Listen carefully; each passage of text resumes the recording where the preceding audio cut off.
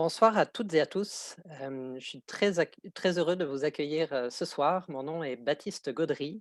Je suis membre du conseil d'administration d'Attaque Québec et je vais animer ce webinaire. Intitulé Le sommet des Amériques 20 ans plus tard, ce webinaire fait partie d'une série d'activités prévues pour souligner les 20 ans d'altermondialisme au Québec. Merci aux organisations suivantes qui contribuent à l'organisation de ces activités. Alors, je vais citer un ensemble d'organisations qui sont activement impliquées dans ces activités. Alors, il y a l'Association pour la coopérative d'économie familiale du Québec, la CEF Québec, les Amis de la Terre, Attaque Québec, le Carrefour d'animation et de participation à un monde ouvert, le CAPMO, le Carrefour d'éducation à la solidarité internationale de Québec, le CESIC, le Centre international de solidarité ouvrière, le CISO, le REPAC, numéro 3, Regroupement d'éducation populaire en action communautaire des régions de Québec et de Chaudière-Appalaches, le RFS, Réseau du Forum social de Québec-Chaudière-Appalaches, le RKIC, le Réseau québécois sur l'intégration continentale, et le SPGQ, le syndicat des professionnels du gouvernement du Québec. Alors, je remercie d'emblée nos panélistes que vous allez découvrir dans quelques instants, ainsi que Jean-Philippe Viau pour le soutien technique et Jacques Bouchard qui a coordonné l'organisation de cet événement. Jean-Philippe et Jacques sont tous deux membres du conseil d'administration. Alors, pourquoi une telle activité? Il y a 20 ans exactement, en avril 2001, avait lieu le Sommet des Amériques. Comme nous allons le voir, c'est un événement d'une ampleur considérable pour les luttes sociales au Québec. En avril 2001, 50 000 personnes sont réunies pour dénoncer l'ASLEA à Québec, dénoncer des politiques élaborées par des responsables étatiques qui se cachent du peuple derrière des frontières et des barrières policières. Dénoncer, dénoncer, mais pas seulement, proposer des alternatives comme nous allons le voir. Comme vous l'avez peut-être entendu cette semaine dans les témoignages qui étaient relayés notamment dans plusieurs médias, les personnes présentes à l'époque, et aussi c'est peut-être votre cas aussi, ce sommet était un moment de politisation important pour une génération de militantes et de militants et une tribune pour les idées progressistes dans l'espace public. Le webinaire de ce soir participe à la fois d'un devoir de mémoire militante et d'un retour, une perspective réflexive sur les mouvements sociaux des 20 dernières années, et en particulier de l'altermondialisme. Un devoir de mémoire militante pour se remémorer, pour transmettre, pour s'inspirer de ce moment clé de l'histoire sociale et politique du Québec, et une perspective réflexive sur les mouvements sociaux en forme de bilan critique des conditions de succès de mobilisation, de leur impact, de leur héritage dans les mobilisations actuelles. Et peut-être et surtout, ce webinaire est l'occasion de nous replonger dans le sensible des luttes citoyennes, ce dont nous sommes cruellement dépossédés en ce moment, dans le bruit et la colère citoyenne, dans les odeurs, les images marquantes, dans les slogans, les aspirations, les utopies projetées, et les moments de solidarité éphémères ou de plus long terme qui ont pu se bâtir. Alors, avant de céder la parole à nos panélistes et de donner quelques consignes pour le webinaire, on va d'emblée se projeter, se plonger mémoire du sommet avec un extrait de documentaire qui va sortir très prochainement, consacré au sommet, et dans lequel d'ailleurs plusieurs des panélistes ont été interviewés. Le lendemain, on se retrouve 15 000 personnes à l'Université Laval, mais pour deux manifs différentes. Alors là, il faut comme là, pendant une bonne demi-heure, on négocie comment faire ça. Parce qu'en fait, nous, on avait notre rendez-vous qui était à une place, puis la manif de la CLAQ, hein, nous, on était avec la gomme, la CLAQ était plus loin. Mais là, le monde était un peu mélangé d'un bord puis de l'autre. Fait que ce qu'on a fait, c'est qu'on a mis des banderoles, les deux, puis les 15 000 personnes ont traversé, se sont séparées en deux. Et puis, en Haute-Ville, c'était la manif de la CLAQ. En Basse-Ville, c'était notre manif, celle de la gomme. Et là, finalement, c'était une belle fin de semaine. Il a fait beau tout le long du sommet. On a passé par Charest. Et il y a eu quelque chose d'assez spécial. C'est qu'au sommet des peuples, qui était un événement important, où il y avait du monde de partout dans les Amériques, bien là, le monde, ils ont décidé de sortir du sommet des peuples puis de joindre la manif. Et là, il y a eu, dans Saint-Roch, au coin Charest et Salaberry, la jonction entre 2000 personnes qui venaient du mouvement des Sans-Terre du Brésil, des syndicats mexicains, des mouvements de partout des Amériques. Et nous, on s'est fusionnés et là, on s'est rendu jusqu'au mur, jusqu'à la clôture. On était à 8000, 9000. Alors, c'était vraiment un petit aiguillon taquin pour essayer de traduire au mieux le teaser anglais pour vous donner envie d'aller voir ce documentaire. Suivez-nous sur les réseaux sociaux. Je le rappellerai aussi à différents moments du webinaire. Vous pouvez vous inscrire sur le site de l'événement pour en savoir plus sur les différentes actions qui vont être proposées pour les prochaines journées, prochaines semaines. Avant de céder la parole aux panélistes, 2 mots sur les consignes formelles afin de veiller collectivement au bon déroulement du webinaire. Alors merci d'ouvrir votre caméra si vous êtes en mesure de le faire, si vous avez une caméra et puis que vous pouvez le faire, ça va rendre les choses plus sympathiques, plus conviviales et de fermer votre micro. Je pense que c'est déjà le cas pour, plusieurs d'entre vous. Chaque panéliste dispose de 10 minutes d'intervention. Je vais les présenter au fur et à mesure avec un petit signe pour indiquer quand les présentations, se terminent. J'invite les membres du public à poser, vos questions par écrit tout au long de l'événement et vous aurez un temps à la fin, on aura un espace d'échange pour les poser directement aux panélistes, aussi pour partager vos souvenirs, votre mémoire de l'événement. Et donc on terminera avec un mot de la fin de chacune des panélistes. Alors, bon webinaire. Sans plus tarder, je cède la parole à Sébastien Bouchard qui va planter le décor historique de ce sommet. Sébastien Bouchard est militant et historien et lors du sommet des Amériques, il était impliqué dans la coalition de la région de Québec contre l'ASLEA, nommée Occupé 2001. Et à l'époque, il était aussi membre du conseil d'administration de l'organisme Alternative et vice-président de l'Allier, l'association des étudiants et étudiantes de Laval inscrits aux études supérieures. Alors Sébastien, la parole est à vous. Bonjour. Alors, ce que je vais vous présenter, ce sera en 3 étapes. Je vais commencer par une mise en contexte sociopolitique de la période qui précède le sommet. Je vais continuer avec une présentation des principaux acteurs qui se sont mobilisés lors du sommet et je vais terminer avec quelques éléments de bilan et de perspective. Alors, on est en 2001 au sommet, donc c'est la décennie 90 qui est la période qui précède. La décennie des années 90, ça suit la guerre froide. Et là, on a la bourgeoisie états-unienne, Clinton en tête, qui vise à instaurer un nouvel ordre mondial par l'instauration d'un capitalisme néolibéral où on unifie la planète par des accords de libre-échange. Alors, les accords sont au niveau mondial, négociés par l'OMC. Au niveau des pays riches, négociés par l'OCDE. Il y a l'accord de libre-échange nord-américain qui est déjà en place, qui est le modèle pour ces accords-là. Et il y a le projet de zone de libre-échange des Amériques, l'ASLEA. Du côté des mouvements sociaux, les années 80 ont été très difficiles et on mis les mouvements sociaux dans une mauvaise posture. Mais par contre, à partir du milieu des années 90, on voit une remontée des luttes. On peut penser à l'insurrection zapatiste qui a lieu au Mexique et le jour même de la mise en place de l'accord de libre-échange nord-américain et qui interpellera la planète entière sur les enjeux de la mondialisation. On voit l'émergence de nouveaux mouvements comme ATTAC, qui est créé en France, Via Campesina, qui unifie les luttes paysannes un peu partout sur la planète. De vastes campagnes ont lieu, par exemple, contre l'annulation des dettes des pays du tiers-monde. Et des batailles politiques ont lieu partout, politiques et sociales, contre les politiques d'austérité dans les différents pays. Au sud du Brésil, le Parti des travailleurs a pris le pouvoir et organise avec les mouvements sociaux, donc appuie les mouvements sociaux qui organisent le premier forum social mondial à Porto Alegre en janvier 2001.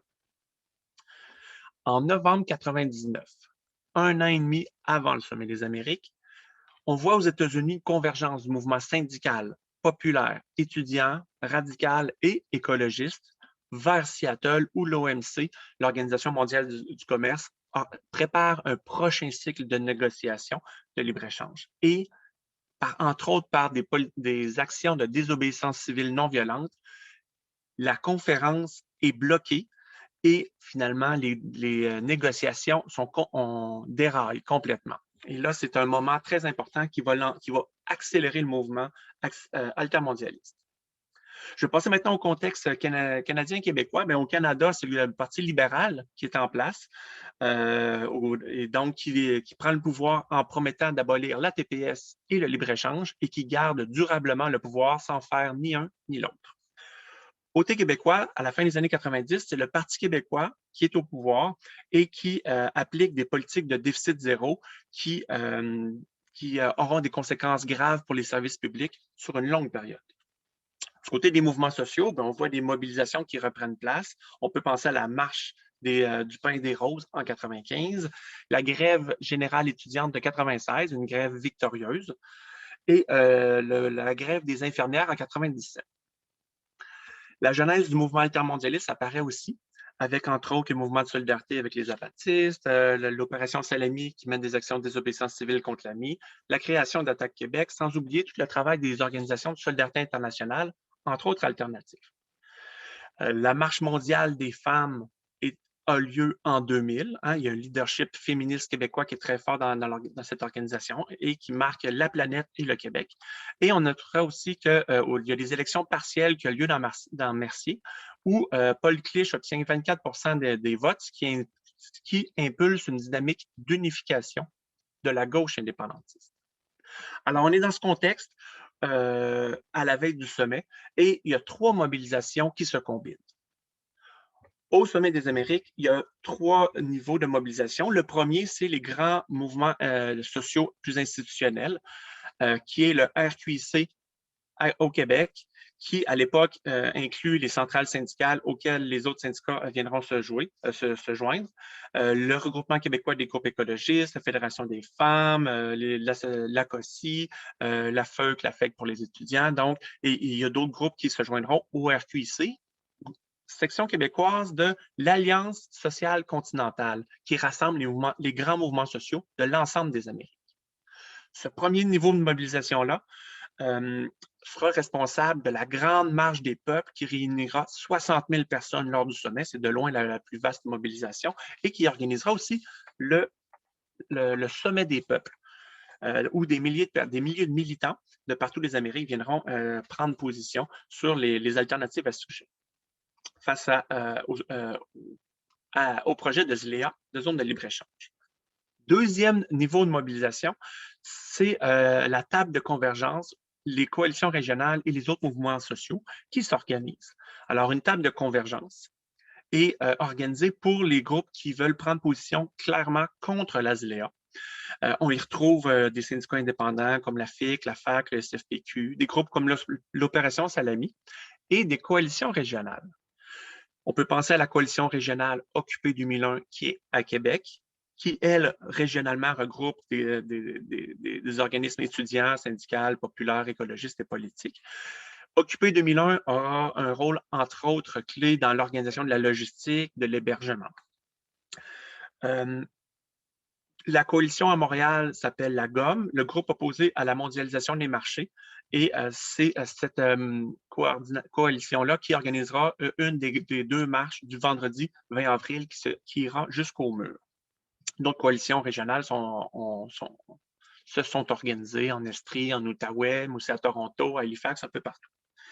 Et surtout, avec ça, il y a une grève étudiante de 50 000 personnes. Donc, il y a 50 000 étudiantes et étudiants qui sont en grève pour la mobilisation du sommet et qui convergent vers Québec. Le troisième niveau de mobilisation, c'est celui d'individus qui se rassemblent dans la convergence des actions anticapitalistes, la CLAC, et au comité d'accueil du Sommet des Amériques, la CASA. Alors, la CLAC et la CASA organiseront plusieurs marches et mobilisations, dont une manifestation qui, elle, ira jusqu'au mur et fera tomber la clôture. Donc, c'est la manifestation CLAC-CASA qui le fera. La CASA, de son côté, qui est à Québec, organisera la logistique avec Occupé 2000. Il faut souligner que l'ensemble de ces groupes participeront à un vaste effort de conscientisation de la société québécoise sur les enjeux de la mondialisation. Alors, on parle de conférences, colloques, tournées de classe, assemblées de délégués, actions théâtrales, chansons engagées, bien sûr, un débat médiatique, entrevues, textes, diffusion de journaux. Pendant 1 an et demi de temps, on a vraiment une grande effervescence et bien sûr, après le Sommet des Amériques, ça continuera. Lors du sommet, ces manifestations-là, particulièrement celles qui se rendront au mur, seront accueillies, qu'elles soient pacifiques ou non, par des gaz lacrymogènes et par des balles de plastique. On parle ici de plus de 5 000 grenades de gaz lacrymogène qui seront lancées pendant 2 jours de temps, 900 balles de plastique, 450 arrestations. Donc, Il reste assez 2 minutes. Parfait. Assez rapidement, la police va se mettre à tirer sur tout ce qui bouge, incluant tout le quartier Saint-Jean-Baptiste qui sera gazé au complet pendant 2 jours. L'objectif principal de cette mobilisation sera l'abolition de l'ASLEA et ce sera atteint en 2005. Donc, la mobilisation au Sommet des Amériques est une mobilisation victorieuse qui a réussi, qui a contribué à mettre à mal et à faire tomber un projet d'accord de libre-échange. La mobilisation altermondialiste au Québec continuera. On peut penser, entre autres, en 2002, avant l'abandon de l'ASLEA. Le 31 octobre 2002, il y a eu une grande manifestation étudiante sur la question de l'ASLEA, contre l'ASLEA. Il y a aussi une consultation populaire qui est organisée par le RQIC, qui donc mobilisera des milliers de personnes pour s'exprimer sur l'ASLEA. Et le mouvement altermondialiste prendra ensuite d'autres formes. On peut penser particulièrement aux gigantesques manifestations contre la guerre en Afghanistan, mais surtout en Irak, qui ont mené aussi à une victoire parce que le Canada n'a jamais été en guerre en Irak, alors que ça aurait très bien pu avoir lieu. De notre côté, des forums sociaux se sont multipliés à Québec, dans différentes régions. Il y en a eu 2 à Montréal, des forums sociaux québécois, Forum social Québec-Canada, Premières Nations, Ottawa, et bien sûr, le Forum social mondial en 2016 qui a lieu à Montréal. Alors, je termine en vous disant ma dernière phrase, que c'est toute une nouvelle génération de militantes qui est née autour du Sommet des Amériques, de cet événement historique, et qui est venu grossir les rangs des mouvements sociaux et de la gauche politique pour les décennies à venir. Merci beaucoup, Sébastien. Alors, le panéliste suivant est Claude Vaillancourt, président d'Attaque Québec, très investi dans les luttes altermondialistes, qui a participé au Sommet de Québec et à plusieurs autres forums sociaux mondiaux. Et il va nous présenter donc sa perspective sur le sommet et aussi la perspective d'Attaque Québec.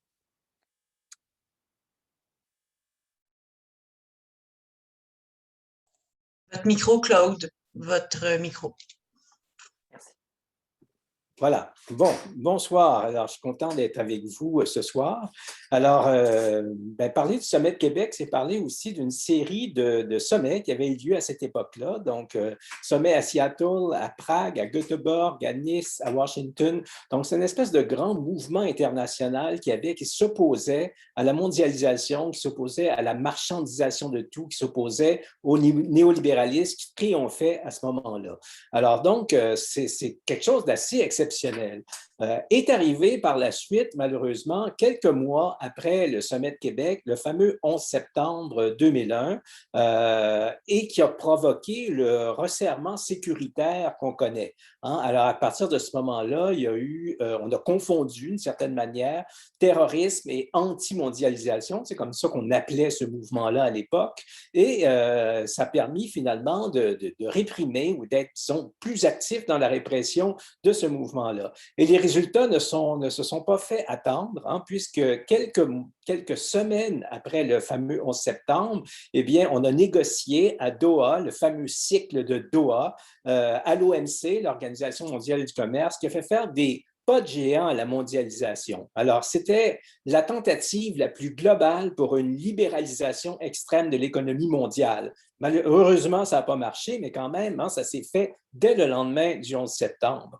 Et dans les pays du Sud, eh bien, il y avait à cette époque-là, c'était la belle époque des plans d'ajustement structurel, hein, qui s'attaquaient à tout ce qui était service public dans ces pays-là, sous le prétexte qu'il fallait payer la dette aux pays du Nord, aux pays riches, d'abord et avant tout. Donc ça a été cette situation au lendemain du Sommet de Québec, qui était une situation assez difficile. Et notre analyse, souvent, de la part des militants, c'est on a comme raté une révolution à ce moment-là. On a comme eu un grand élan qui était complètement brisé, et ça a été une espèce de constat d'échec, ou en tout cas, peut-être pas un constat d'échec, mais une très grande déception. Alors, la question qu'on peut se poser maintenant, c'est est-ce qu'on avait raison? Est-ce qu'on avait raison de voir les choses comme ça? C'est très difficile de répondre par un oui ou non, mais quand même, aujourd'hui, on peut avoir beaucoup plus, on peut mettre beaucoup plus de nuances, disons, dans cette analyse de la situation.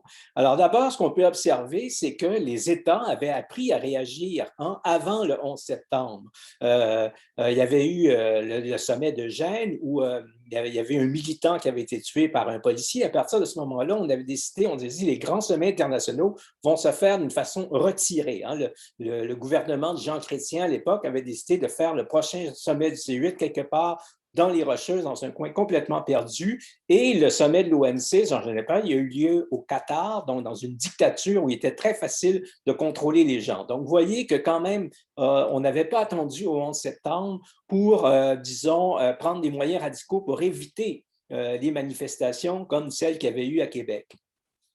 Mais quand même, on voit aussi les choses peut-être un peu négativement, mais on a quand même continué à avoir des grandes manifestations. Il y a eu des grandes manifestations à Cancun, à Evian, à Hong Kong, à Londres, à Pittsburgh, et même ici au Canada, à Toronto. Je ne sais pas s'il y en a qui étaient là au G20 de Toronto. C'était quand même des manifestations plus que respectables. Il y a aussi les COP à Copenhague, la fameuse COP 21 à Paris, et l'an prochain, on attend une autre COP à Glasgow. Est-ce qu'il va y avoir une mobilisation importante? On ne sait pas, on espère. Donc, vous voyez qu'il y a quand même eu une continuation du mouvement qui était peut-être plus important que ce qu'on avait vu à l'époque.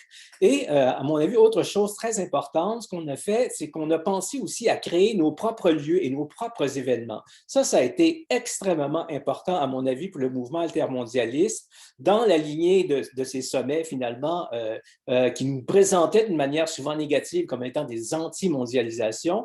Donc, c'est là que la Marche mondiale des femmes a pris l'expansion, si on va en parler tout à l'heure, mais il y avait aussi les forums sociaux locaux, forums sociaux mondiaux, qui ont été des espèces de laboratoires d'idées nouvelles et qui a donné, à mon avis, une impulsion très, très importante au mouvement. Ça nous a permis de beaucoup mieux articuler nos luttes. Et ça a eu aussi comme conséquence, et ça, pour mon avis, c'est très important, de permettre des meilleurs échanges entre le Nord et le Sud. Il y avait des luttes au Nord, il y avait des luttes au Sud, tout ça se faisait avec certains liens, mais ces liens-là ont été beaucoup plus développés. Et personnellement, moi qui suis allé à quelques forums sociaux, j'ai appris énormément de ces échanges entre le Nord et le Sud qui ont été favorisés par les forums sociaux.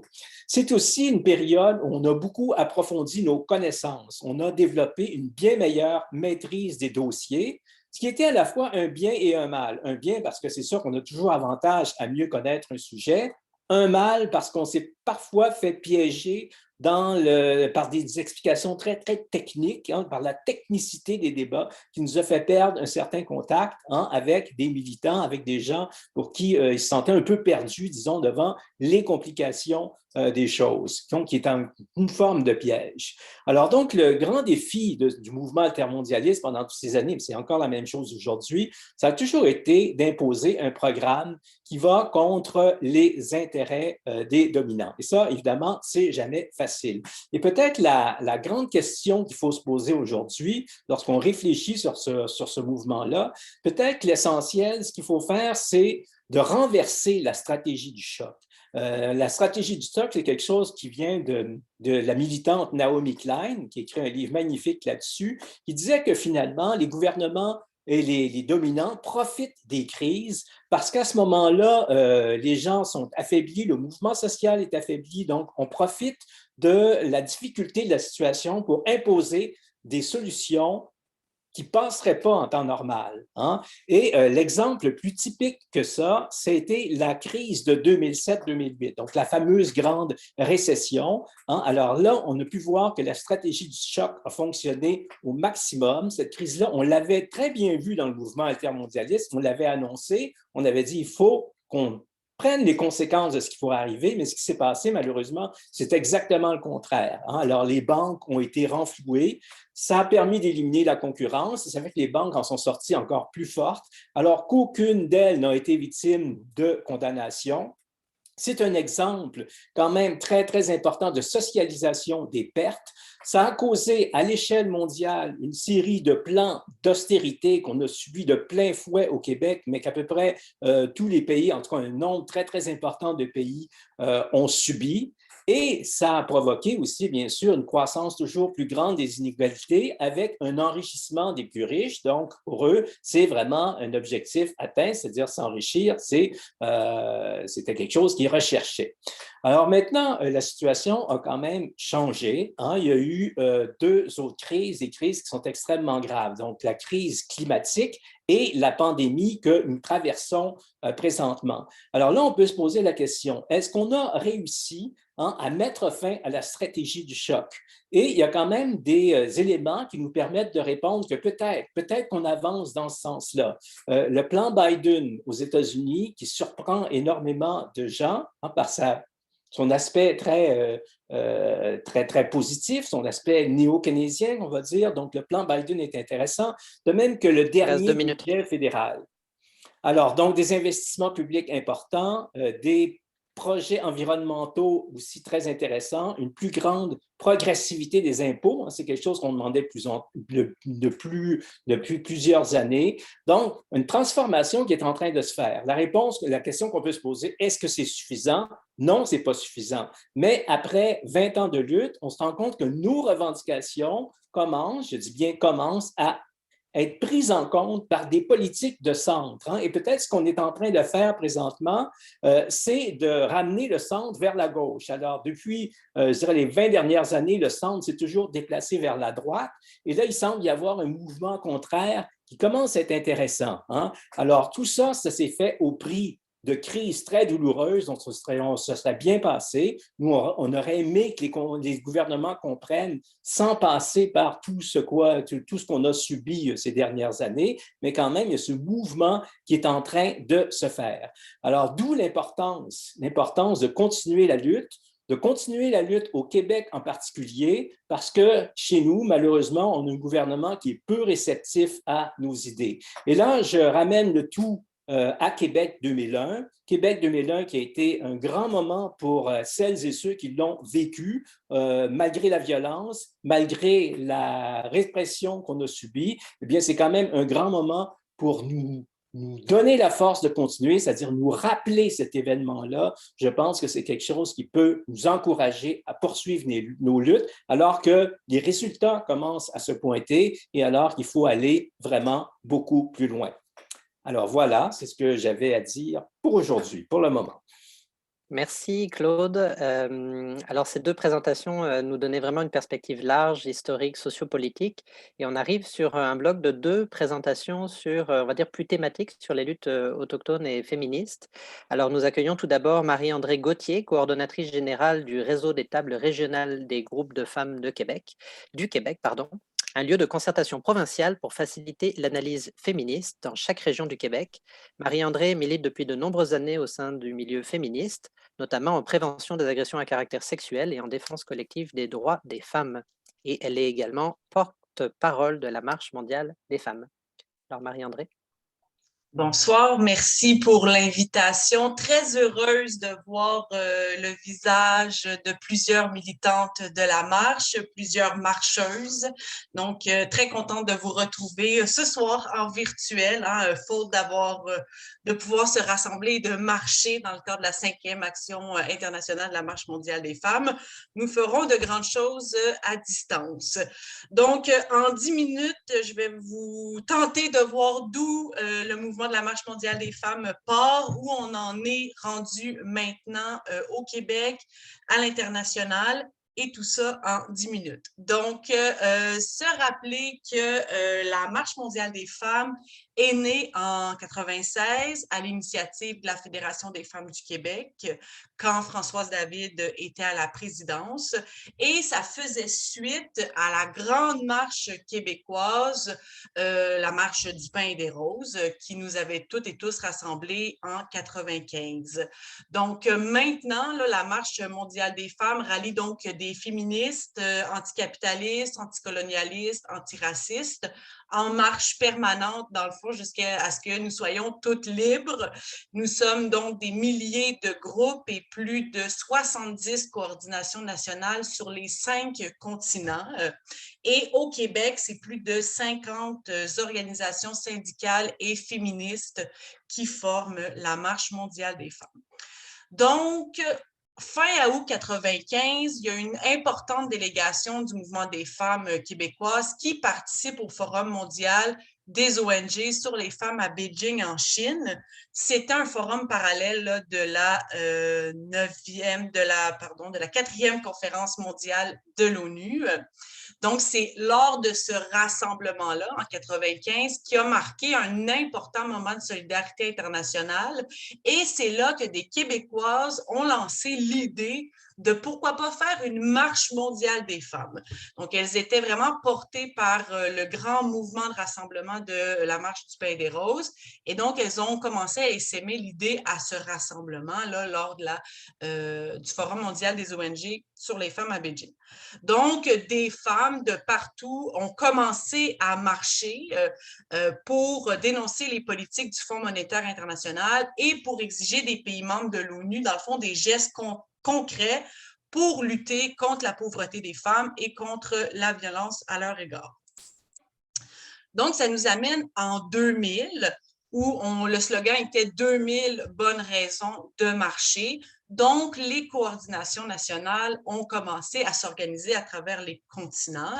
Et c'est donc le 8 mars, encore à New York, le 17 octobre 2000, on a eu j'ai dit du 8 mars. Donc, parce que la Marche mondiale des femmes commence le 8 mars et se conclut le 17 octobre. Donc, dans les années 2000, c'est près de 6000 organisations qui étaient de 161 pays et territoires qui ont marché à New York pour affirmer qu'il n'y a pas d'avenir pour l'humanité sans le respect de l'intégrité physique et mentale des femmes, sans l'égalité entre les femmes et les hommes, sans partage solidaire de la richesse collective et mondiale.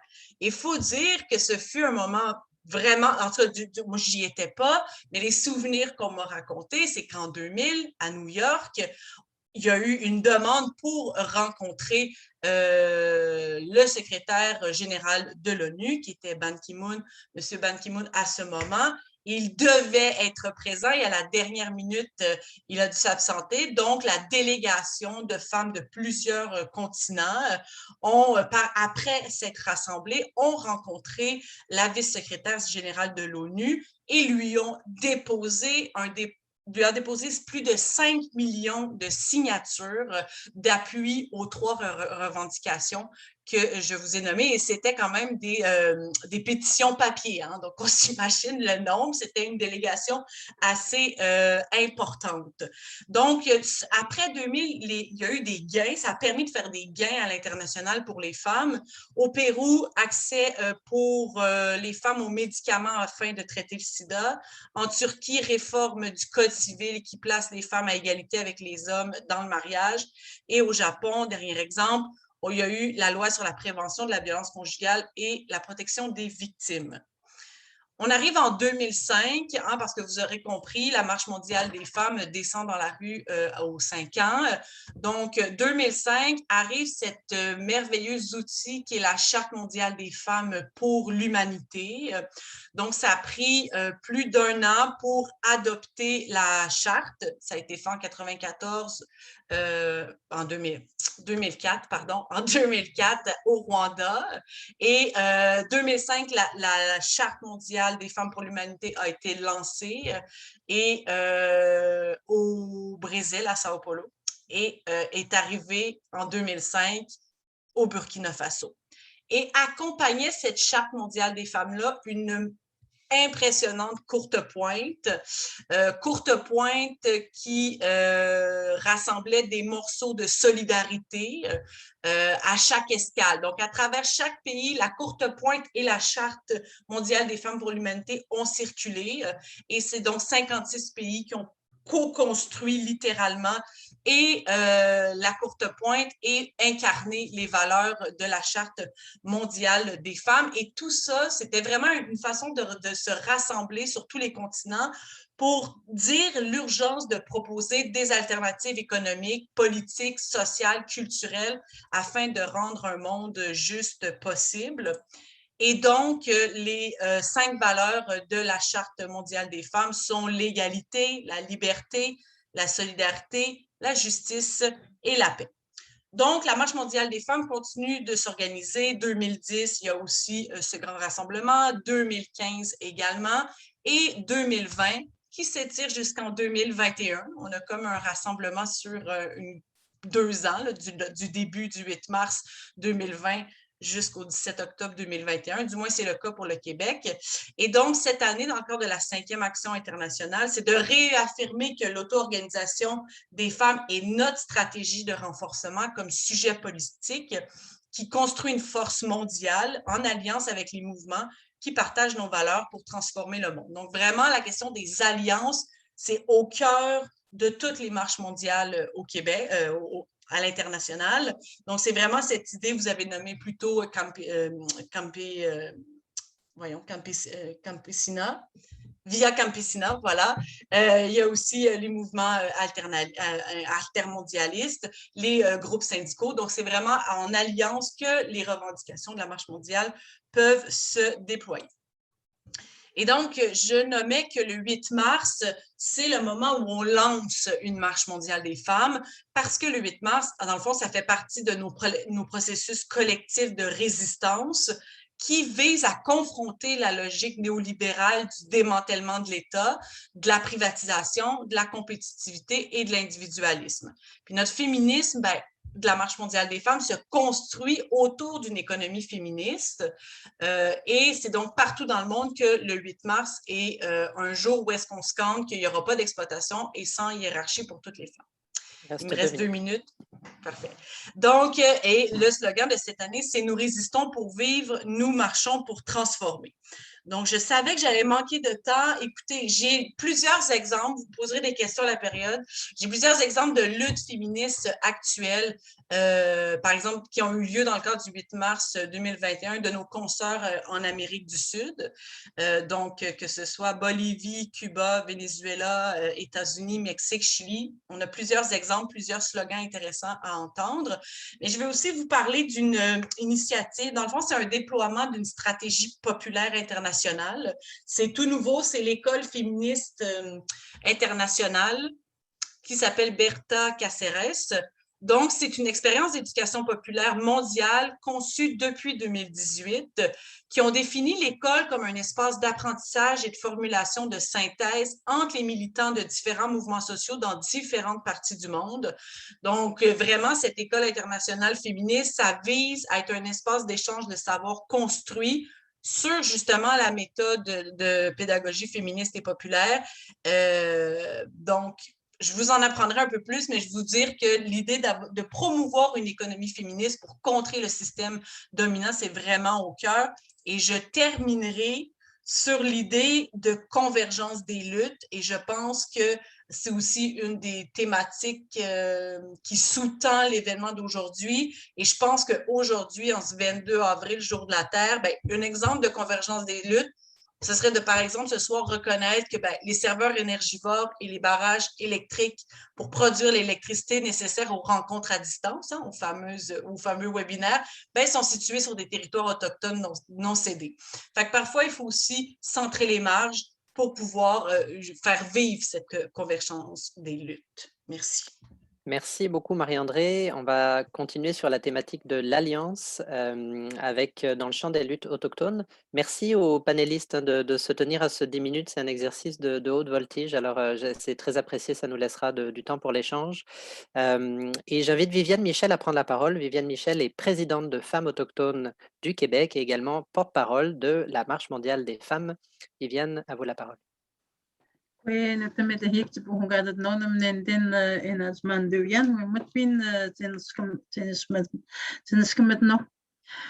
tout le monde, je suis vraiment très honorée d'être la visiteuse ce soir. Je me sens comme une visiteuse et c'est correct.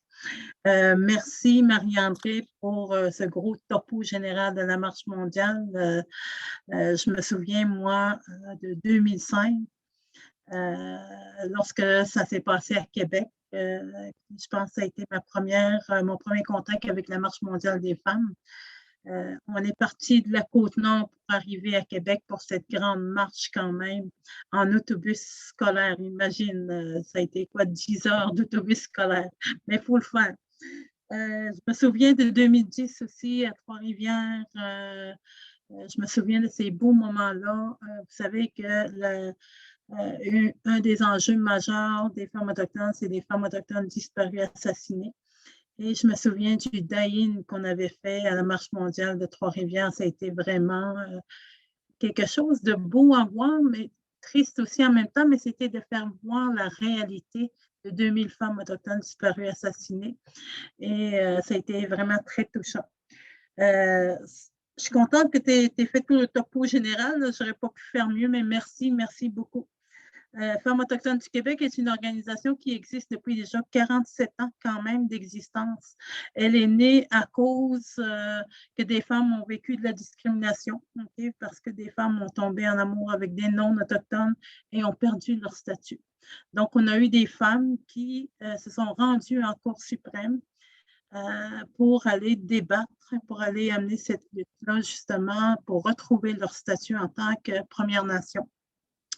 Elles ont quand même gagné des batailles. Et à partir de cette bataille, il y a eu le mouvement qui est né, le mouvement de femmes autochtones, qui veut dire femmes autochtones est né depuis 1971. C'est des petites femmes qui se regroupent, qui se voient touchées par cette discrimination.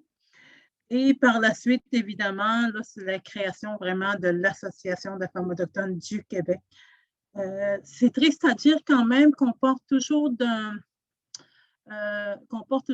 enjeux quand même de ce genre pour faire une grosse lutte, une grosse association aussi, comme on pourrait dire.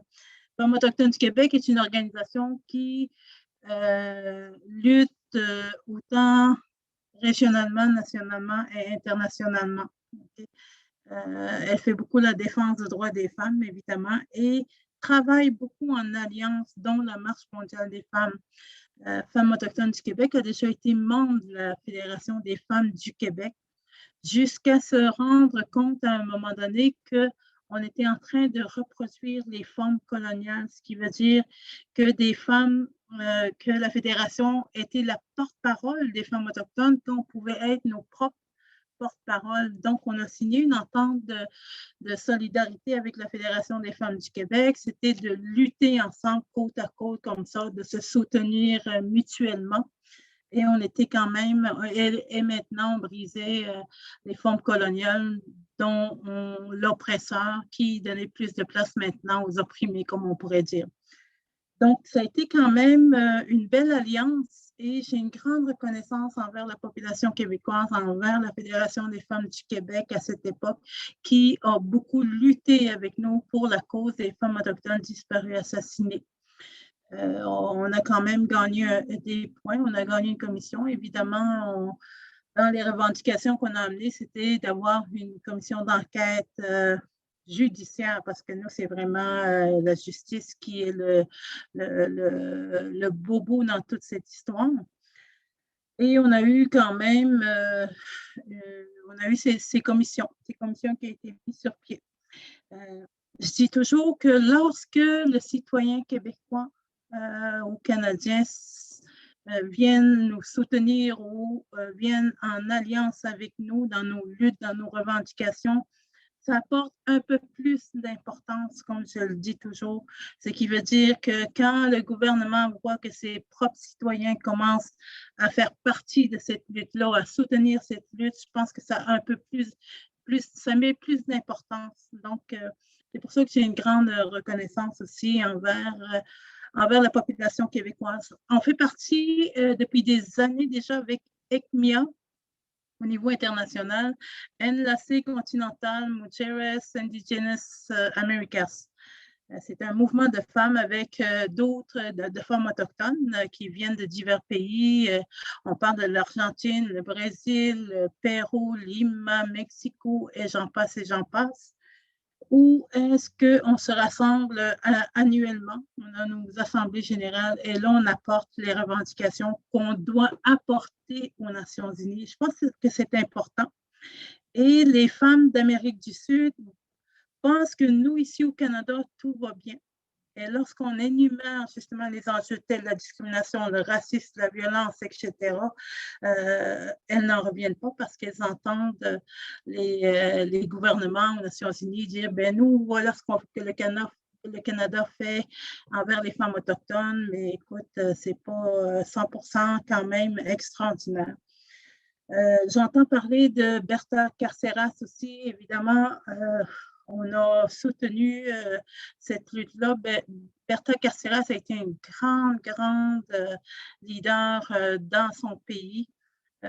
Pour l'environnement, évidemment, elle dérangeait tellement qu'elle s'est fait assassiner. Et il y a eu une rencontre justement dans son pays où nous, on a envoyé une délégation. Justement, notre vice-présidente s'est présentée dans son pays pour aller apporter le soutien. Donc, ça a été le soutien des femmes autochtones du Québec qui s'est joint suite à la mort de Berta Carceras, quand même une grande personne connue. Je me souviens que nous, on avait fait aussi le forum sur l'environnement, au niveau international. Et par la suite, évidemment, on en est sorti avec des pays sont venus, il y avait 17 pays qui se sont joints à cette rencontre ici à Montréal. Et par la suite, on en est sorti avec une déclaration justement de protection à l'environnement, etc., et d'être proactif par rapport à l'environnement.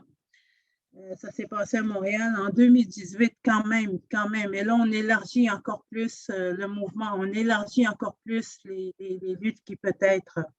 Donc, on parle de forum social mondial qui se passe un peu partout. On a participé, on a fait participer des jeunes, on a fait des panels de jeunes parce que la place des jeunes est autant importante dans ce mouvement.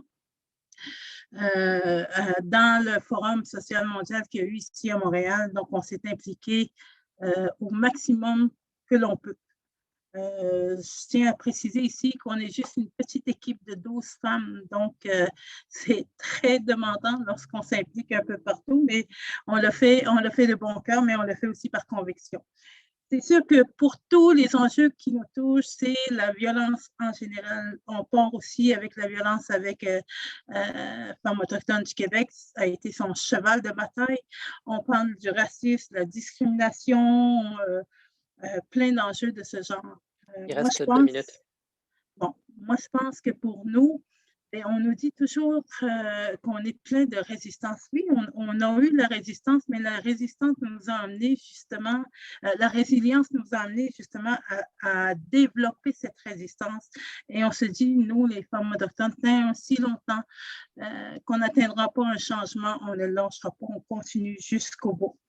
Donc, voilà, on sait qu'ici au Québec, le gouvernement du Québec nie qu'il y a le racisme systémique et nous, on est en train de pondre, de bâtir un plan d'action sur le racisme systémique et on ne lâchera pas parce que oui, le racisme systémique est existant ici au Québec. Donc, merci. Merci beaucoup, Viviane. Il nous reste 2 panélistes, 2 interventions avant qu'on rentre dans les débats, mais je veux vous inviter d'ores et déjà à partager vos réflexions, des ressources, des questions qui pourront alimenter les réflexions des panélistes dans le chat. Donc, n'hésitez pas à adresser vos questions, vos réflexions à l'ensemble des personnes qui sont présentes en ce moment. Donc, on poursuit avec Robert Jasmin. Robert Jasmin, qui est un militant de la première heure dans l'organisation de la Marche des peuples qui avait lieu au sommet des Amériques. Et aussi, ça a été pendant longtemps le président d'Attaque Québec. Alors, on est très heureux de l'avoir avec nous. Et puis, je pense que c'est l'occasion de faire le bilan aussi 20 ans plus tard, où est-ce qu'on est rendu dans les luttes, d'avoir vraiment cette perspective historique à nouveau. Alors, Robert, la parole est à vous. Bonsoir. Sébastien a fait un compte-rendu des journées cruciales du sommet lui-même. Et Claude a fait un tableau de perspective avant et après qui nous éclaire beaucoup.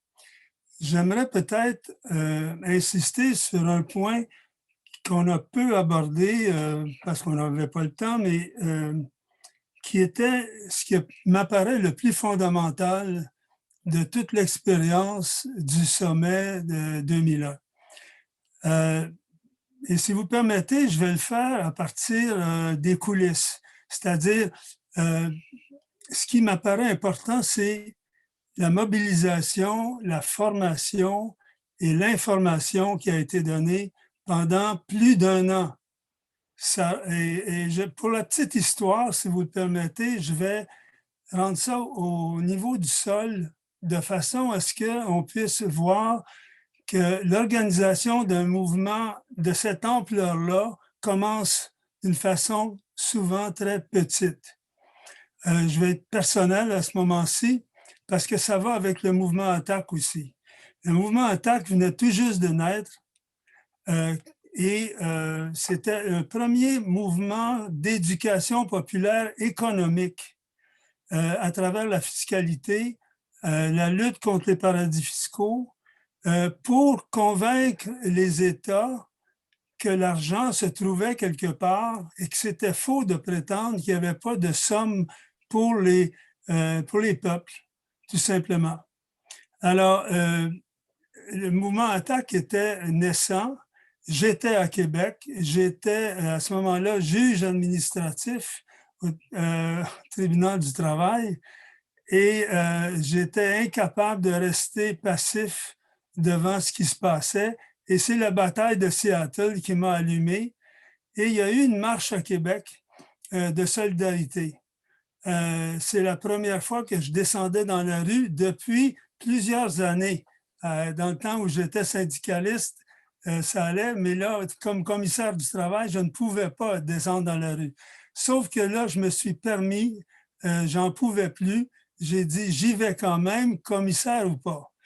Et je me prépare à aller à une manifestation de Québec, des gens de Québec, c'était très local. Et je me suis dit, il me faut m'afficher. Et j'appelle Attaque à Montréal pour dire, est-ce qu'il y a un autre membre que moi à Québec? Ils me disent, oui, telle personne. Je l'appelle, cette femme est une femme de chambre au Château Frontenac. Et elle me dit, je suis aussi couturière. J'ai dit, il faudrait trouver une bannière. Elle dit, je vais la préparer. Elle n'y est pas allée de main morte. Elle a pris 2 draps du Château Frontenac qu'elle a cousus ensemble et elle a affiché Attaque Québec dessus. Ça couvrait presque la dimension de la largeur d'une rue. Et je me retrouve à la manifestation et elle travaillait incapable d'avoir quelqu'un pour porter l'autre bout de la bannière. Je demande à un inconnu, je lui explique c'est quoi Attaque. Il me dit, je suis d'accord, on met la bannière. Et le lendemain, dans le journal, les gens ont pris la manifestation pour une manifestation d'Attaque Québec. Et subitement, Attaque Québec avait quelques centaines de membres. Alors que les autres étaient là, oui, mais avec des pancartes. Alors, c'était de la fausse représentation, mais très heureuse. J'arrive et je rencontre, qui est parmi nous ce soir, Victor Ramos après la manifestation. Et Victor Ramos me dit qu'il va y avoir une réunion aux Amis de la Terre pour préparer le sommet des Amériques. Je ne connaissais rien là-dedans, mais j'ai dit j'embarque. Et on se retrouve une dizaine de personnes qui a été le noyau initial. On représentait, un était étudiant de cégep, l'autre à l'université. Il y avait des gens du Parti communiste, il y avait quelques personnes comme ça, dont moi, qui présentaient Attaque Québec. Et là a commencé la mise sur pied d'une organisation qui s'est appelée Occupé 2001. Avec Occupé 2001, on a parti un des plus grands mouvements d'éducation populaire dans les 14 mois qui ont suivi. Et je pense que c'est là-dessus qu'il faut surtout insister. Il n'y aurait pas eu cette foule s'il n'y avait pas eu, et pas juste à Québec, là. On a été demandé partout. On a eu un comité de formation pour se former nous-mêmes, puis ensuite, on a formé dans tous les milieux. Je suis allé dans les communautés religieuses, je suis allé dans des syndicats, je suis allé dans des cégeps, à l'université. Avec Jean-Pierre Roy, je suis même allé invité par un groupe de gens d'affaires qui étaient curieux de savoir qu'est-ce qui allait se passer. Et donc, tout ça, ça a fait que pour la première fois, on vulgarisait qu'est-ce que c'était que le néolibéralisme, qu'est-ce qui était l'enjeu du fameux sommet qui allait survenir. Et avec la publicité que les journaux nous ont fait parce qu'ils appréhendaient le pire, mais ça nous a permis, avec cette curiosité, d'être invités partout. Alors ça me paraît vraiment important. L'autre chose qui m'apparaît essentielle de retenir, et je l'ai découvert en janvier 2001, soit 3 mois avant le sommet, quand les métallos ont accepté, parce qu'on n'avait pas un sou à attaque, ont accepté de payer mes dépenses pour être un des rares Québécois qui s'est rendu au premier Forum social mondial.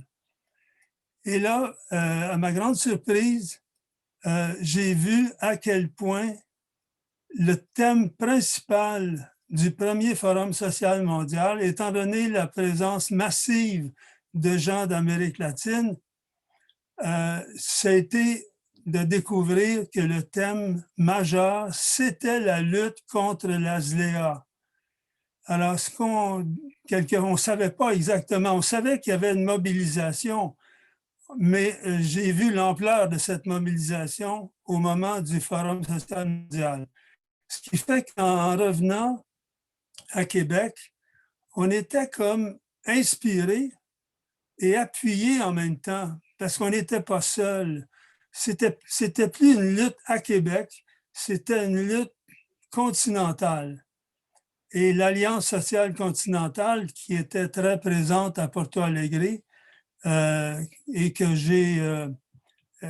avec laquelle j'ai continué à militer à La Havane dans les 4 années qui ont suivi, ça a été déterminant en termes de visibilité et surtout, la victoire dont parlait Sébastien en 2005, c'est la victoire dans le sens où ils n'ont pas signé l'accord.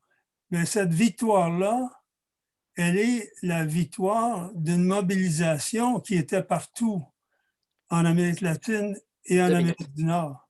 Alors, vous voyez, c'est une leçon pour l'avenir. Je vais juste glisser 2 mots pour les luttes qui s'en viennent, les luttes qui vont être surtout économico-écologiques. Je pense qu'il faut tirer les leçons de ça pour la mobilisation populaire. L'importance des mouvements sociaux, des groupes citoyens, ça m'apparaît capital parce que c'est pas pour dénigrer l'action politique, mais l'action politique peut être très variable selon les élections. Alors que les mouvements sociaux, eux, ils sont là tant qu'on est là. Et ça me paraît absolument important de reprendre les leçons de cette année de mobilisation et surtout d'information et de vulgarisation des enjeux. Pour avoir, si une population est informée, elle est facilement mobilisable. Voilà. Merci Robert. Votre présentation fait bien le lien avec la dernière panéliste et puis qui est Valérie Lépine, co-coordonnatrice du mouvement d'éducation populaire et d'action communautaire du Québec, le MEPAC. Et je pense qu'elle va traiter justement des luttes, la convergence des luttes sociales et écologiques aujourd'hui. Donc Valérie, à vous la parole. Oui, bien bonjour, content d'être parmi vous. Justement, peut-être humblement faire le pont entre l'histoire passée et l'histoire peut-être plus récente, puis également se projeter un peu. Donc, je suis là un peu pour vous parler de notre démarche au MEPAC dans les dernières années au niveau de la justice climatique, justice sociale. Donc, on considère, comme plusieurs intervenants et intervenantes ont mentionné, que l'éducation populaire est comme un levier, est essentiel au sein des mouvements sociaux. Puis que ça doit aller de pair avec les luttes sociales. Dans un autre volet aussi, on considère que les droits sociaux sont interreliés. Donc, derrière les diverses inégalités, Il y a un peu toutes les mêmes ficelles, c'est-à-dire les mêmes systèmes d'oppression. Donc, par exemple, le capitalisme profite du travail gratuit des femmes, sous-paye les personnes racisées, détruit l'environnement. Donc, on pourrait faire une longue liste, mais pour nous, c'est important de tenir compte de l'interrelation de tous ces enjeux, de tous les droits sociaux pour obtenir une réelle transformation sociale et adresser vraiment les enjeux de manière radicale. Et ça nous a amené à considérer l'articulation entre les droits sociaux, mais également les droits environnementaux, les enjeux écologistes. Donc, un peu deux constats à ces deux niveaux-là, c'est que les inégalités augmentent. Je ne l'invente pas, même la Banque mondiale le dit maintenant. Donc, l'écart entre le fameux 1% des personnes les plus riches mondialement puis les personnes qui ont de la difficulté à joindre les deux bouts à la fin du mois ou qui vivent carrément dans l'extrême pauvreté, s'agrandit. Et même, en tout cas, il y a une certaine normalité autour du fait qu'il y ait des hommes, parce que ce sont toujours des hommes, qui possèdent des richesses personnelles plus grandes que le PIB de plusieurs pays réunis. Donc, c'est vraiment absurde, mais ça fait partie du monde dans lequel on vit. Donc, notre système économique est non seulement générateur de ces inégalités-là, mais il promouvoit aussi des idées irrationnelles, on va se le dire, comme l'idée qu'on peut croître ou exploiter à l'infini sur une planète avec des ressources limitées. Donc, cette exploitation-là humaine de notre maison collective qu'est la Terre a des impacts dramatiques sur les écosystèmes et bouleverse notre climat. Donc, je pense que je ne vous apprends rien, mais on se retrouve avec une crise climatique sur les bras. Les scientifiques sont assez clairs à ce sujet-là. Il faut faire un virage à 180 degrés, là, majeur, d'ici 2030, donc de réduire nos GES de manière drastique, je dirais. Donc, sinon, les bouleversements qui vont s'en suivre vont mettre la vie sur Terre en jeu. Donc, je voulais peut-être juste vous montrer, je vais partager mon écran, ça va peut-être nous réveiller un peu en soirée comme ça. Donc, et voilà. Donc, je voulais peut-être juste vous partager, on MEPAC, on a fait plusieurs outils là, sur les liens justement entre les droits sociaux et la crise climatique. Donc, ça, c'est des extraits de fiches d'éducation populaire qu'on a fait cet hiver, où on a pris l'angle des droits sociaux, donc le droit à l'alimentation, les droits des femmes, le droit au logement, et de faire les liens justement avec la crise climatique, l'urgence climatique. Tous les articles qu'il y a là ne sont pas inventés, c'est des articles qui existent, des faits qui existent. Donc, puis on parle de l'horizon de 2030, mais les impacts des dérèglements climatiques sont déjà visibles, surtout dans les pays du Sud global. Juste en 2018, c'est plus de 16 millions de personnes qui ont été forcées de migrer à cause d'événements extrêmes liés au climat.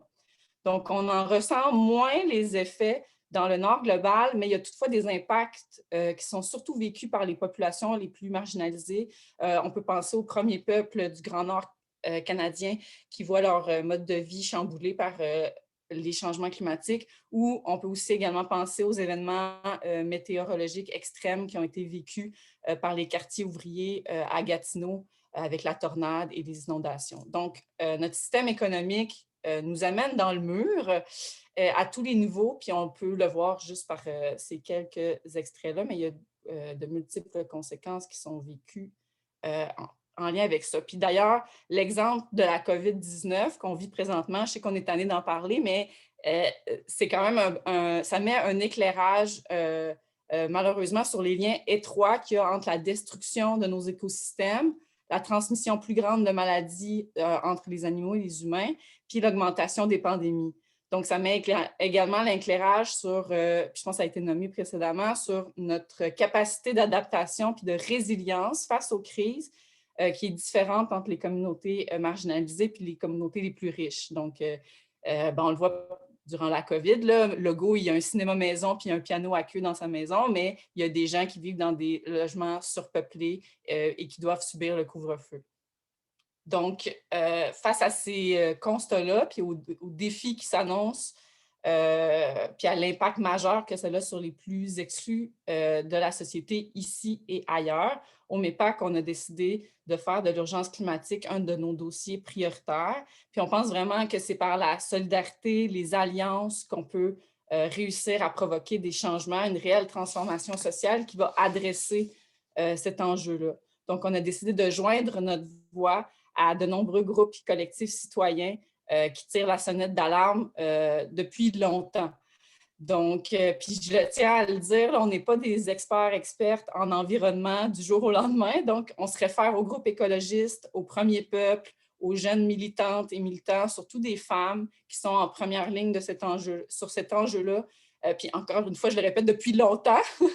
Donc, nous, on voit vraiment notre rôle au niveau de l'éducation populaire, de créer des alliances, donc de produire des outils, vulgariser le lien justement entre les droits sociaux et environnementaux, de mettre au centre des discussions les personnes qui sont aux marges de la société pour que la transformation sociale, que l'urgence climatique demande se fasse par, pour et avec les personnes. Dans le fond, on veut sortir réellement de la logique qui nous a amenés dans le mur puis qui met les gens de côté ou les laisse derrière. Donc, face à cette situation-là, puis à l'inaction de nos gouvernements, il y a un mouvement international qui a pris forme autour des enjeux de justice climatique dans les dernières années, sous forme de la grève des jeunes, donc de Fridays for Future, en français, ça serait Vendredi pour le futur. Si ça ne vous dit rien, je peux vous nommer Greta Thunberg, ça vous sonne peut-être plus des cloches. Donc, c'est une des instigatrices de ce mouvement de grève des jeunes. Puis, je vais encore vous repartager mon écran pour vous montrer une époque qui va nous rappeler. Pardon, j'essaie de faire changer mon slide. Et voilà. Donc, il va nous rappeler des moments où on pouvait se réunir en grand nombre. Donc, vous vous souvenez probablement du 27 septembre 2019. Des manifestations monstres à travers plus de 160 pays à travers le monde. Et au Québec, il y a eu des rassemblements hors du commun dans plus de 50 villes à travers le Québec. Là, il y a un petit échantillon, mais il y a vraiment eu des choses partout au Québec et des manifestations inégalées dans plusieurs régions. Donc, ce mouvement-là existe encore.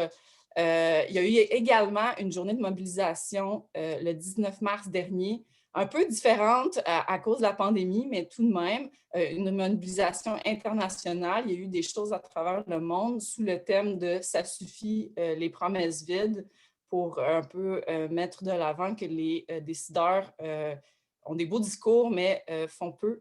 Donc, il reste 2 minutes. Une mobilisation qui a eu lieu également au Québec. Il me reste 2 minutes, parfait. Je vais conclure.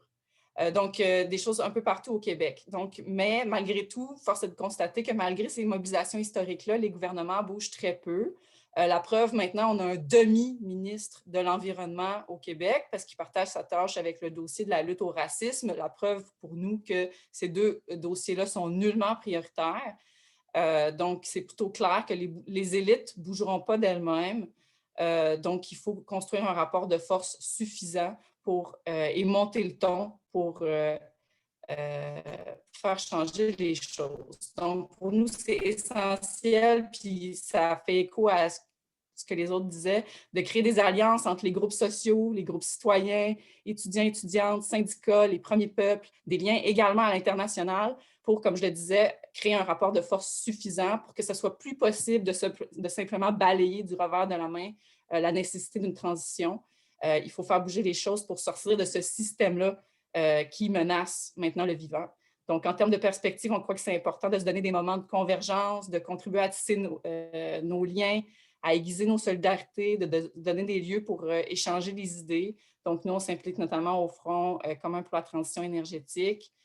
Puis, selon nous, à l'automne, il va y avoir plein d'occasions qui vont se présenter à l'échelle locale, par exemple avec des élections municipales où il y a beaucoup d'effervescence, d'initiatives citoyennes, puis à l'échelle internationale, les contestations entourant la COP26 en novembre risquent d'être intéressantes, puis un moment peut-être catalyseur pour justement que les mouvements sociaux s'activent. Donc, je termine là-dessus. J'ai hâte d'échanger avec vous à la période de questions. Merci Valérie, merci à toutes et à tous pour les présentations. On a eu aussi bien des prémices de l'événement, des rouages de l'organisation, jusqu'aux alliances et puis aux perspectives plus globales. Alors pour la période de questions, je vais, avec l'aide de Jean-Philippe, prendre les réactions, les questions aux panélistes en alternance hommes-femmes. N'hésitez pas à lever la main donc, dans le chat. Je vois qu'il y a déjà des mains levées. Et ensuite inviter, donc on va prendre une série, en fait, on va pas en prendre juste une, on va prendre une série de questions commentaires. Je vais aussi lire celles qui sont dans le chat pour que les panélistes les aient en tête.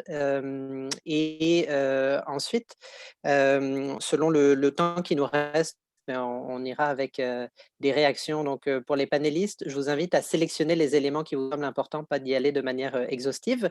Et peut-être parce que des personnes partiront avant la fin, on avait prévu 20h30 comme heure de fin, on va essayer d'étirer ça un petit peu pour celles et ceux qui peuvent rester.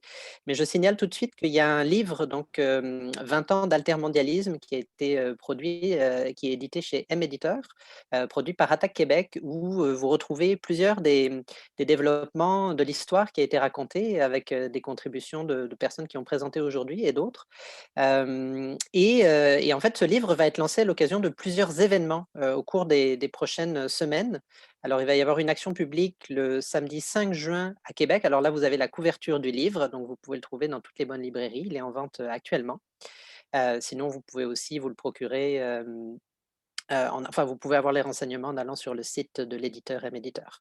Donc, des actions publiques. Le 5 juin, le samedi 5 juin à Québec, il va y avoir une action, enfin un événement de 1h à 4h, de 13h à 16h à la place Diouville. Il y aura des kiosques, des prises de parole et le lancement du livre aussi. Vous pourrez trouver le livre sur place.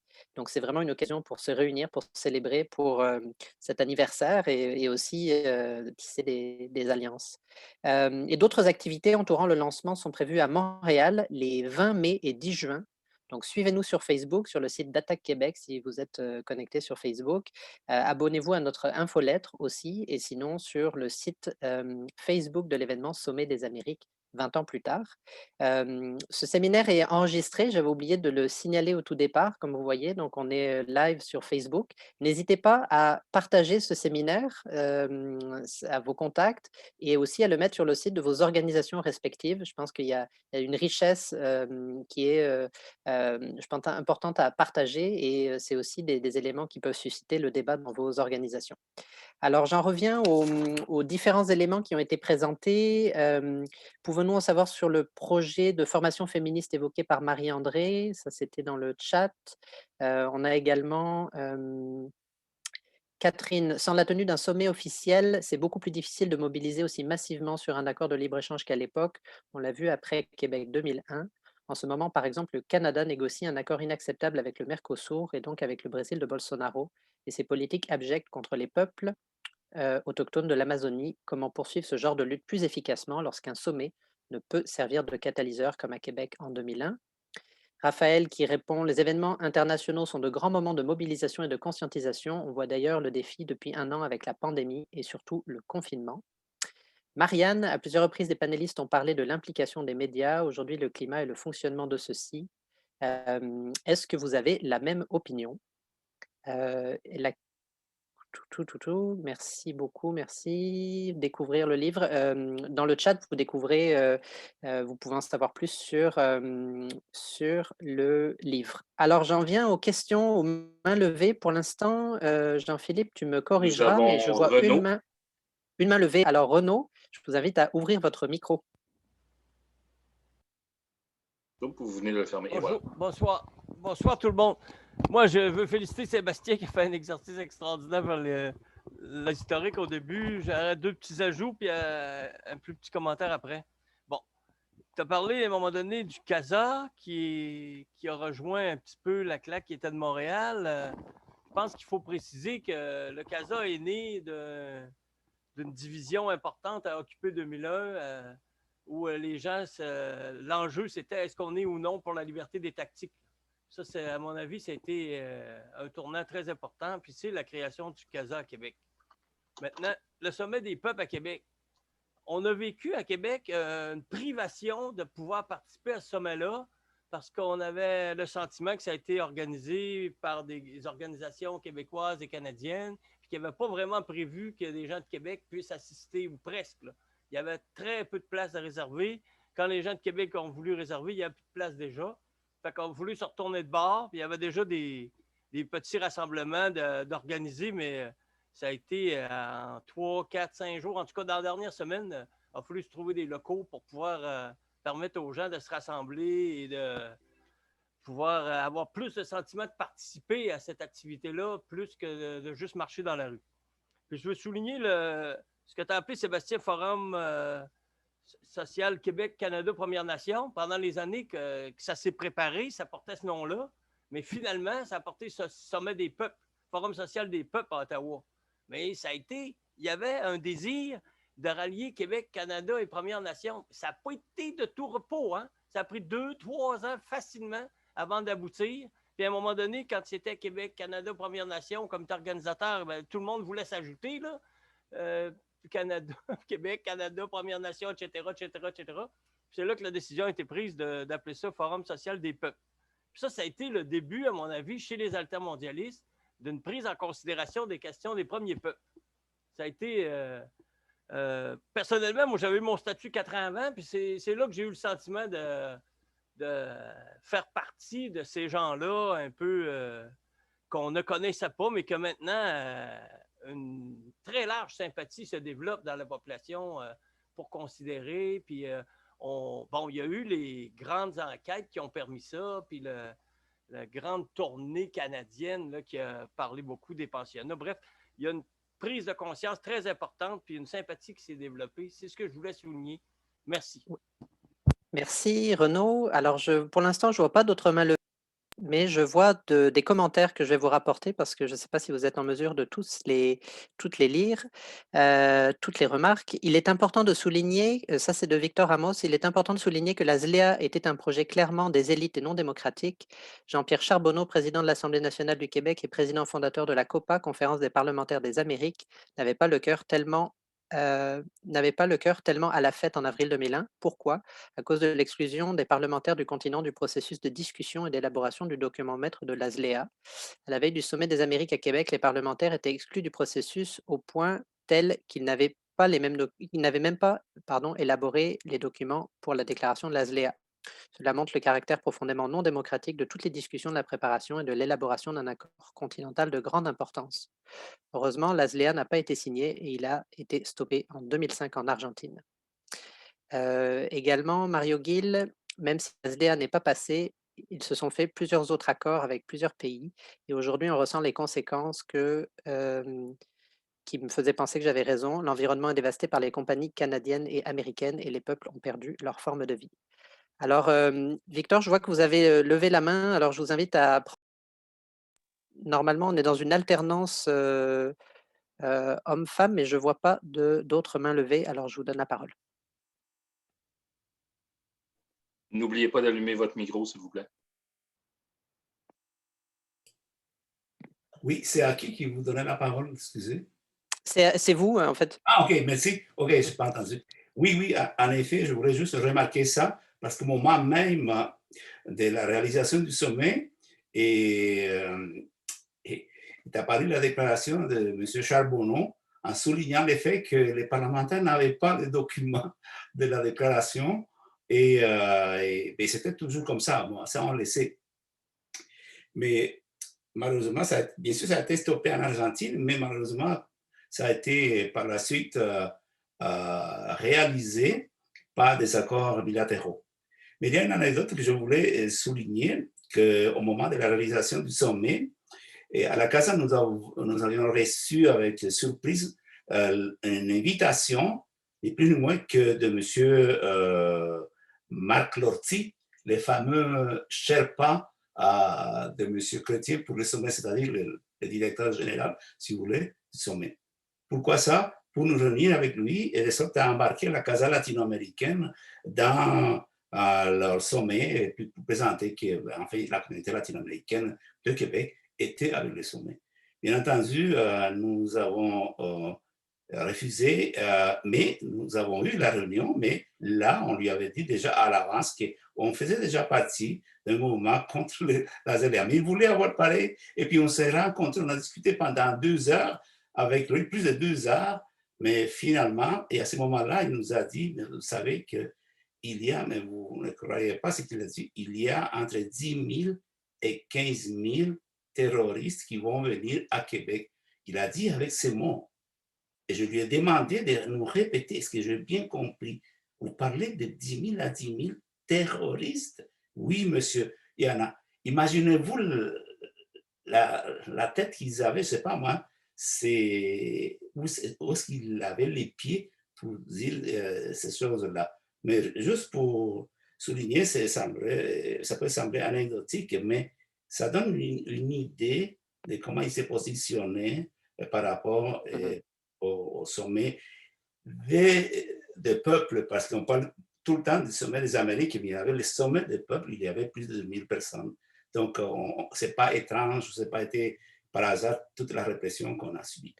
Merci beaucoup. Alors, je ne vois pas d'autres mains levées. Alors, merci pour ces commentaires, ces questionnements. Je me suis fait couper la parole. Alors, merci pour les questionnements, commentaires. Je vais en fait inviter les panélistes à prendre la parole, qui va être à la fois une réaction aussi. Je pense qu'il y a eu beaucoup de croisements entre les présentations. Y aller aussi avec votre mot de la fin, parce qu'on est vers la fin du séminaire. Je vois qu'il y a aussi des personnes qui commencent à partir. Alors, de manière synthétique, ça vous laisserait 2 minutes par personne pour y aller avec un mot de la fin. Je ne veux pas lancer la balle à quelqu'un en particulier, donc j'irai spontanément avec ce qui vous appelle. Alors, je vais me tenir attentif à qui souhaite intervenir en premier. Alors, je vois Sébastien, Valérie, et je n'ai pas tout le monde dans le... Alors, je vais y aller pour l'instant avec Sébastien puis Valérie. Je vais y aller rapidement, puis peut-être faire écho à une question qu'il y a eu dans le chat là, sur l'importance de se mobiliser, de continuer à se mobiliser sur les questions internationales, sur les accords de libre-échange. Je pense qu'il faut le faire, puis en même temps, il faut continuer à faire nos luttes locales, parce que lorsqu'il y a une bataille, par exemple, quand on a une lutte très internationale, c'était la guerre en Irak, c'était très, très, très international, mais en même temps, la bataille, on l'a gagnée ici en forçant le gouvernement canadien à ne pas y aller. C'est la même chose quand on fait... faire élire un parti de gauche, de pouvoir gagner une grève étudiante, une lutte environnementale. Par exemple, les luttes environnementales qui se fait sur GNL, ben là, c'est quelque chose qui dépasse, qui a un impact international, parce que le Canada reste un des principaux émetteurs de gaz à effet de serre avec les sables bitumineux, le gaz de schiste, le pétrole de schiste. Mais si on est capable de bloquer ça à quelque part, ben ça a un impact international. Donc, il n'y a pas juste les rencontres et les accords de libre-échange international qui sont des luttes altermondialistes. Il y a beaucoup de luttes locales qui ont un effet international. C'est la meilleure façon de le faire. Je me limiterai à dire ça pour l'instant. Merci beaucoup, Sébastien. Alors, Valérie.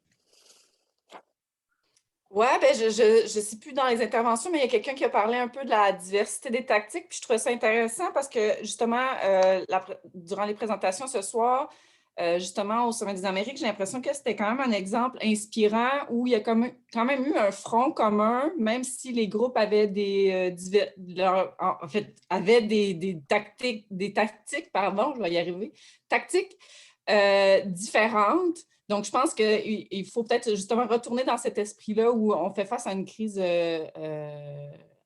qui représente un défi assez grand. Donc, est-ce qu'on est capable de retourner dans cet esprit-là où on fait un front commun puis où justement on respecte cette diversité dans les tactiques-là? Parce qu'on le voit, il y a justement des groupes qu'on qualifie radicales, qui prennent des gestes de désobéissance civile et tout ça. Est-ce qu'on peut être solidaire des différentes tactiques utilisées par les groupes? Puis aussi, pas juste les groupes institutionnels, mais aussi les groupes citoyens, les premiers peuples aussi. On l'a vu avec la lutte des Wet'suwet'en. Donc, comment on fait pour justement soutenir les différentes initiatives sur le terrain? Je trouve qu'il y a des réflexions intéressantes de ce côté-là au niveau de la mobilisation. Merci. Alors, je ne sais pas qui veut y aller. Il y a Marie-André, Robert, Viviane, Claude. En fait, je peux y aller. Moi, je rebondirais sur la question des mobilisations internationales. Cette semaine, on avait un webinaire avec nos consoeurs d'Amérique du Sud qui nous disaient le message aux Québécoises de dire continuez à dénoncer les compagnies minières canadiennes. Arrêtez pas parce que c'est la pandémie, parce que eux autres, elles continuent à faire des offensives. Elles continuent, par exemple, aussi à contaminer nos communautés avec la COVID-19 parce qu'il y a l'arrivée massive continue de travailleurs dans les compagnies minières. Fait, je pense que oui, il y a la pandémie, oui, il faut réfléchir à comment on se mobilise, mais il faut aussi continuer ces solidarités internationales-là qu'on a déjà entamées. Donc maintenant, comment on le fait en 2021 dans la pandémie, mais pour continuer ce beau transnationalisme-là qu'on a instauré depuis plusieurs années. Merci. Qui veut se lancer à la suite de Marie-André? Peut-être pas. Robert? Robert ou Claude? Claude? Vas-y, Robert. OK. Juste dans la foulée de ce que Marie-André vient de dire, oui, à l'international, mais ce que la pandémie vient de nous apprendre, deux choses d'après moi. On dirait que la population vient de redécouvrir l'importance de l'État. Et ça me paraît capital en termes collectifs de l'utilisation comme moyen de développement de l'État, surtout pour les luttes qui s'en viennent au niveau écologique.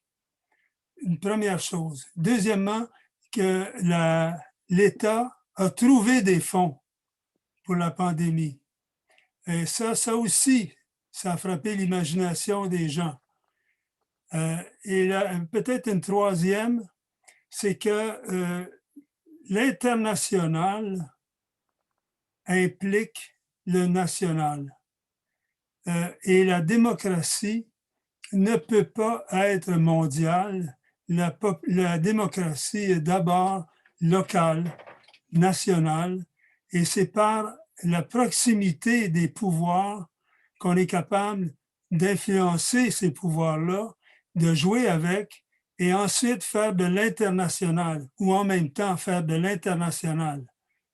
Et ça me paraît être ce que les gens viennent de se rendre compte dans la pandémie.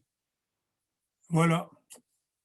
Merci, Robert. Alors, Claude et Viviane? Ben, moi, quand je pense à la ZLEA, finalement, mais aussi à cette époque-là, il y avait l'accord général sur le commerce des services, il y avait l'AMI, tout ce qu'on essayait de concocter, à quel point c'était fou. Puis ce à quoi on a échappé parce qu'on était dans la rue. Alors, ça aurait été un monde où tous les services publics seraient privatisés. C'était vraiment ça l'objectif, où l'agro-industrie serait partout, où on aurait écrasé les pays du Sud dans une opération de néocolonialisme qui est terrible, là. Alors, quand même, Sébastien le dit au départ, on a remporté une victoire. C'est une victoire quand même assez importante. On n'a pas eu de plaisir de la fêter, cette victoire-là, d'ouvrir la bouteille de champagne, mais quand même, je pense qu'on l'a échappé belle. On ne l'a pas échappé complètement parce qu'on subit encore les conséquences de tout ça, mais quand même, se rappeler ça, là, c'est quelque chose d'extrêmement important. Puis réfléchir aux 20 ans du Sommet de Québec, mais je pense que c'est de se ramener ça aussi à l'esprit. Merci. Viviane? Ben, moi, je tiens à vous remercier les panélistes, les organisateurs et aussi ceux qui étaient présents ce soir. Je pense que toutes les luttes qu'on est en train de mener, on a quand même un point en commun qui nous relie toutes et toutes. C'est vraiment le changement social dont on a besoin. Je pense que c'est un des points majeurs. Et il y a aussi que l'importance de remettre le flambeau à notre génération, aux jeunes, la jeunesse. Je pense qu'on a ce mandat-là de faire de l'éducation aussi chez nous. Je parle des Premières Nations, mais autant dans vos mouvements aussi, on a besoin d'inclure les jeunes, on a besoin de les éduquer parce que je pense que la lutte ne doit pas s'arrêter parce que nous, on ne sera peut-être pas de ce monde-là, mais il faut qu'elle continue tant aussi longtemps qu'on n'a pas ce changement social. L'alliance est vraiment un des points forts qu'on peut faire naître. Merci Valérie de m'avoir nourri justement sur ce que vous faites. Je m'étais dit, cette année, c'est ma dernière année, moi, à la présidence de Femmes autochtones du Québec, et je me dis, Mais je ne veux pas rester les bras croisés. Qu'est-ce que je fais après? Mais j'ai dit: «Mais pourquoi pas me lancer justement dans, les changements climatiques parce que je suis un enfant de la terre». Voilà. Merci. Alors, il reste une petite main levée. Je me sentirais mal de ne pas donner la parole à Raphaël de manière synthétique, vu qu'on est en fin d'événement. Ouais, en fait, j'ai levé ma main trop tard, excusez-moi, mais je ne voulais pas avoir le mot de la fin. Je trouvais que c'était tellement bien ce qui avait été dit, mais en tout cas, je voulais remercier tout le monde aussi, puis je suis content de voir plein de faces que ça fait longtemps que je n'avais pas vues, donc on est entre amis. Hein. Mais non, je voulais juste faire le point là-dessus, parce que je trouve que moi aussi, ça fait 20 ans, j'étais aussi à Québec en 2001, je venais de débarquer de France, j'ai découvert tout ça, j'ai écouté Robert longtemps, qui nous disait un peu comme disait Viviane, qu'il faut être des passeurs, justement, il faut passer cette mémoire des luttes. Là, je pense qu'on vient de le faire, puis c'est magnifique. Mais juste vous partager un point, parce que moi, en étant impliqué dans plein d'affaires, le Forum social mondial de Montréal et tout ça, on se posait toujours la question, on conscientise, on a conscientisé beaucoup, on mobilise énormément de monde, puis c'est toujours la question au final de l'engagement. C'est concrètement, on nous pose toujours la question dans toutes les conférences qu'on fait, oui, mais concrètement, c'est bien beau tout ça, mais ça a changé quoi? Ces journalistes nous posent toujours la question. Et en tout cas, moi, je voudrais juste partager ce témoignage, puis je trouve que ça fait le lien aussi avec tout ce que tout le monde a dit. Moi, ce que j'ai découvert, dans le fond, dans tous ces processus internationaux, puis je suis un immigrant au Québec, là, c'est la nécessité de protéger le territoire. Et c'est ça que finalement j'ai appris, puis c'est ça que je trouve ça fabuleux. Dans ces connexions, là, moi, j'ai rencontré les peuples autochtones à Belém, au Forum social mondial de Belém, pour me rendre compte que finalement, si on se mettait tous ensemble pour protéger et valoriser la terre sur laquelle on a les pieds ici et maintenant, mais ça nous permet justement d'enraciner les choses. Puis là, je trouvais fabuleux là, ce que disait Sébastien, puis je suis d'accord avec toi, là, c'est dans des luttes locales, parce que quand on va à l'international, c'est ça qu'on nous dit. C'est, oui, mais vous faites quoi chez vous contre vos banques canadiennes, contre vos minières canadiennes, contre les émissions de gaz à effet de serre? Là, on dit maintenant, bon, ben, OK, les États-Unis embarquent dans le train, mais là, c'est le Canada qui finalement n'est pas si bon. Puis là, on entend Guilbeault nous vendre le marché du carbone. Dans le fond, concrètement, là, on a plein de luttes à mener ici, là, sur le territoire. Donc, peut-être que ce détour par l'international et tous ces accords de libre-échange et tout ce que ça nous a appris depuis 20 ans à aller partout, là, c'est de se rendre compte que si finalement on tend la main ou au moins on écoute simplement ceux qui vivent ici depuis pas mal de temps, merci Viviane d'être là, ben on se rend compte qu'il y a quelque chose à faire là. Donc, si on arrive simplement à sauver notre territoire, parce que Valérie le disait, c'est 2030, là, c'est dans 8 ans et demi. 8 ans et demi, ça va vite, là. Et si c'est irréversible à ce moment-là, on peut toujours faire des plans et se fixer des objectifs à 2050, 2080. Là. Ça, c'est juste pelleter en avant. Là. Alors que là, on peut construire la résilience. En tout cas, merci beaucoup à tout le monde. Et on va continuer merci. Alors, merci infiniment à toutes et à tous pour votre présence. C'était vraiment très apprécié de pouvoir réfléchir collectivement. Merci aux panélistes. Merci encore une fois à Jean-Philippe pour la technique. Merci à Jacques d'avoir vraiment préparé l'organisation. Je renomme pas toutes les organisations qui sont partie prenante des prochaines activités qui sont organisées. Restez au courant. Si vous avez aimé l'événement, partagez-le.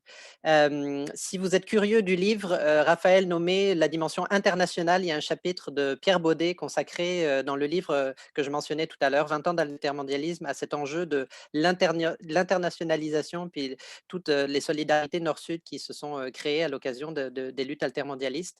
Alors voilà, j'ai vu que dans le chat, il y avait le mot solidarité qui sera mon mot de la fin.